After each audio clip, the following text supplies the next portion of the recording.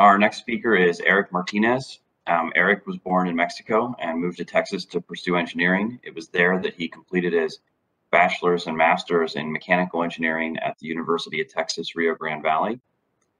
His interests are around computational fluid dynamics used to solve exciting aerospace engineering problems. And Eric, I saw your screen coming up. Okay, looks good. Hi, Jonathan. Thank you for the introduction. Great. Okay, it looks good on full screen and I can hear you, so good to go. All right, let me just move around this. So thank you everyone for attending. This presentation involves high fidelity modeling and validation for a re-entry capsule in Earth atmosphere, including wall catalysis, mostly as a way to validate and test some new features that were implemented into ANSYS Fluent version 2022 revision 2. Some of my co-authors for this presentation were Drs. Valerio Vitti, Dr. Song Gao, and Dr. Henry Wu, who were unable to attend, but they were great collaborators throughout the duration of this project.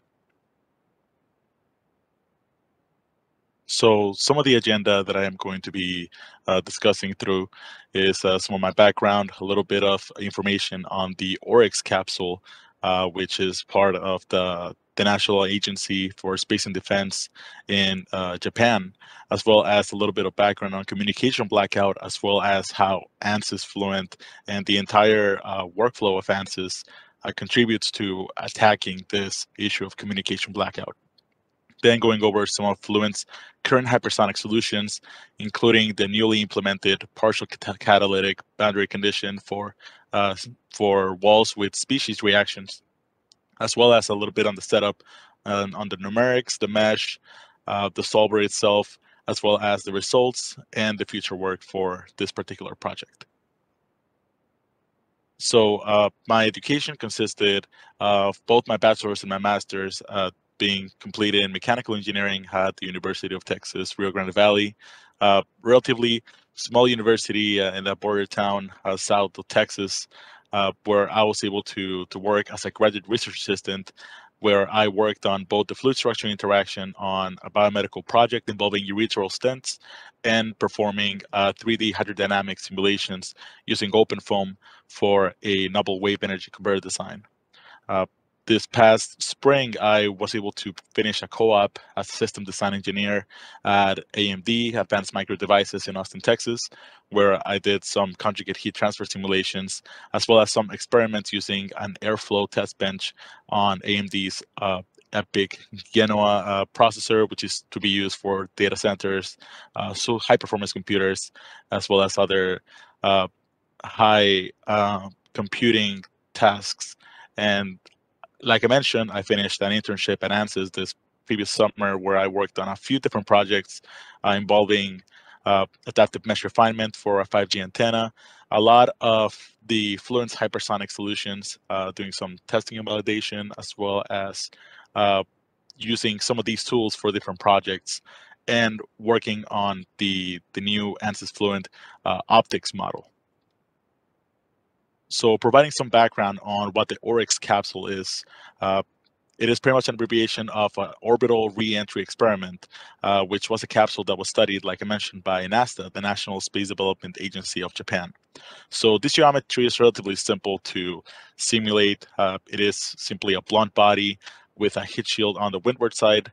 And the main focus of this experiment is to really study the ionization of the gas particles around the vehicle, mostly since they are so difficult to really replicate through another experiment unless you end up sending another capsule to the atmosphere. So here is where computational fluid dynamics, and particularly ANSYS Fluent, have been great tools to study the problems similar to this, to really be able to tackle the problem of communication blackout. And here is a little bit of a diagram of what happens during communication blackout. So while the capsule re-enters the atmosphere, there is a point where the maximum heating of the capsule is reached. And during that point, the capsule loses all communication with the satellite that it communicates to.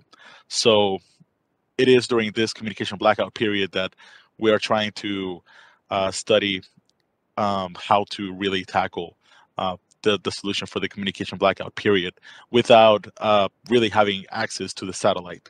So throughout these high velocity, high temperature periods that the reentry capsule experiences, we have a lot of ionization of the air around it. So a lot of the gas particles recombine, and they cause these weakly ionized flows that are of interest to really study the performance of the satellite or the communications.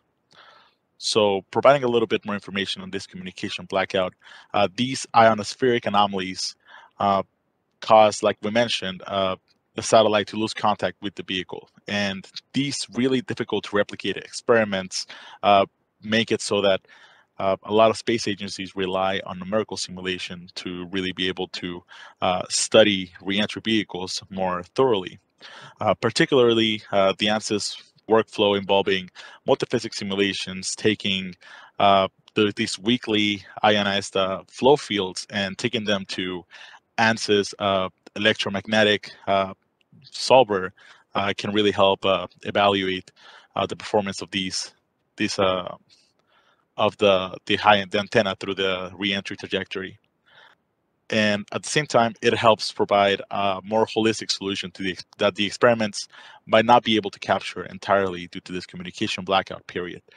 And here is just the diagram, like we mentioned, the maximum heating occurs and thus causes a communication blackout period where we lose any contact with the reentry vehicle. So a little bit on the workflow that ANSYS provides is, like we mentioned, the aerothermodynamic environment is exported from ANSYS Fluent and taken by ANSYS electromagnetic solver, which is HFSS. Then HFSS is able to predict the performance of the antenna through their reentry trajectory. So this is a very broad project that encompasses a lot of different physics and a lot of different tools within ANSYS that makes it so that this collaboration between Fluent and HFSS becomes of high importance for any aerospace solutions. So some of the technologies that Fluent has implemented for hypersonic flows, which has put it at one of the top softwares for density-based solvers in CFD, are some features such as high-speed numerics specific solver, as well as implementing convergence acceleration for stretched meshes, since a lot of hypersonic flow geometries can be modeled as 2D axisymmetric. These meshes with high aspect ratios can actually be allowed for a better convergence thanks to ANSYS convergence acceleration for stretched meshes, or CASM for short. As well, the capability for full multi-grid initialization for both viscous and species reactions allow for a really good estimation just for an initial solution. So as convergence goes on, it is a lot faster for this convergence to occur due to these features that ANSYS implements.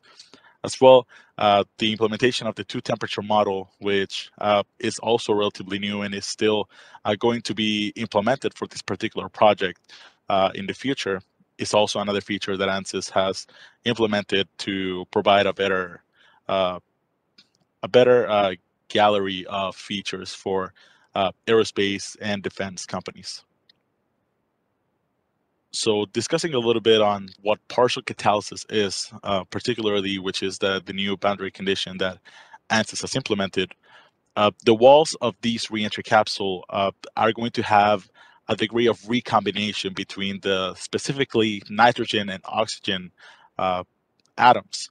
So before, it can only really simulate either a non-catalytic wall or a fully catalytic wall.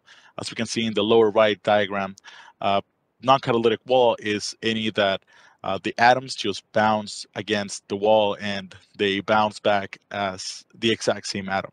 A fully catalytic wall is when you actually have an oxygen and a nitrogen atom that clashing against the wall, and as a result, they end up creating an nitrogen oxide dye molecule. So this is not entirely physical compared to what we see in reality.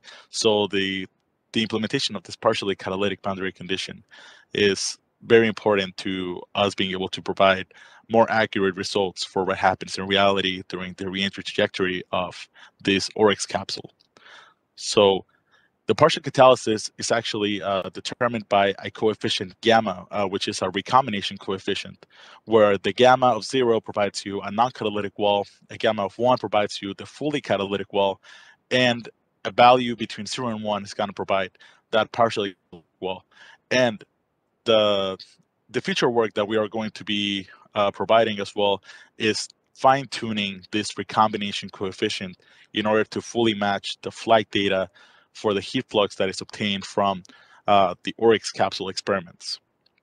And as you can see in the top right corner, what the behavior that we would expect as we study the heat flux of the stagnation point is that we have non-catalytic heat flux being the lowest. Then once we implement those reactions at the wall, the heat flux increases at the wall, and the partially catalytic results should lie somewhere between these two curves. So going over some of the numerical study setup, like I mentioned, a lot of these cases are modeled as 2D axisymmetric. Now, the Reynolds number, which had been captured at about 0.3 to the negative to the 5, made it so that we can actually determine this as a laminar flow, in which we actually implemented species transport with bolometric reactions as well. We used a direct source chemistry solver, and we considered the fluid to be a Gupta 11 species with an inlet defined as a pressure far field, where we define the Mach number, the pressure, and the temperature. Whereas all these different cases are inherently hypersonic, with the minimum Mach number encountered being of 9, the maximum being of about 25. The outlet is simply a pressure outlet where we define the same pressure as we define in the inlet, and at the same time, the walls are entirely non-slip with a set temperature and with varying the mass fractions of the oxygen and the nitrogen, like we mentioned in the definition for the partially catalytic boundary conditions. So we run a lot of different cases where we have some of the data that was provided from the OREX flight data, where we can actually capture the case at all these different altitudes, where we have the data for the fluid temperature, the wall temperature, the Mach number, and the Reynolds number as well for each of the cases.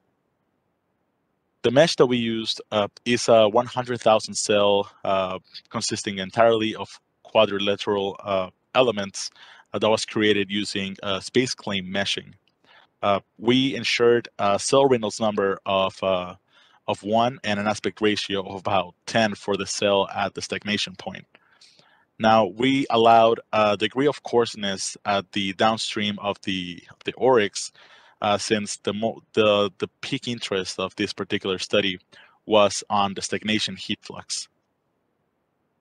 And we also developed a mesh refinement study for this particular case to ensure that we were obtaining mesh convergence, but just for conciseness for this presentation, it was not added in the results. Now, discussing a little bit on the cell Reynolds number, since these simulations are not turbulent, it can be a little difficult to really evaluate how accurate the mesh is going to be for our particular case, since a lot of turbulent simulations use the Y plus value and they try to get it somewhere close to 1. A new field function that is going to be also included in Fluent in upcoming revisions is the cell Reynolds number, which can be calculated by using the density of the first cell near the wall times the speed of sound times the thickness of that cell or the cell wall distance, all divided over the fluid viscosity. And all these are right at the cells near the wall. So we ensure that we obtain a cell Reynolds number close to 1. In our case, at stagnation, we have a cell Reynolds number of about 1.45, and away from stagnation, this value becomes even smaller. Some of the other settings that we included in the ANSYS Fluent Solver is that we ended up doing this as a steady state simulation. Although some of the specific altitudes actually showed some transient behavior, which is also going to be the focus of upcoming studies. We used the awesome flux type, and for the discretization, we tested between the green Gauss node and cell based gradients, but for this particular study, we ended up sticking with the green Gauss node based. As well, we ended up using a first order upwind flow discretization for a good amount of iterations, about 10,000, before we switched to second order flow discretization. So the reason for this is that we use first order at first so that we can actually get an easier convergence as the simulation went on. And once we see convergent behavior start to appear, we switch to second order to focus more on the accuracy of the solution. Like I mentioned, we also included the convergence acceleration for stretched meshes, and we limited the current number to 2, since we found that the simulation became really unstable as we tried to push the current number to higher values. And again, we used the feature that is the full multi-grid initialization with both species and viscous terms activated. Throughout the course of this study, we found a lot of discrepancies in some of the solver settings within Fluent, and one of the major ones was a discrepancy between the built-in 11 species Gupta material and a UDF Gupta, that is what was used before the built-in material was implemented in Fluent. We found that the UDF or user-defined function Gupta material actually provided more physical results that we ended up using for this particular case. Now, while these results were more physical, we actually had a very low heat flux at the altitude of 63.6, where we expected a peak, as we see on the flight data on the right, which is a black curve, where the highest heat flux we should be able to see it at 63.6 or around that altitude.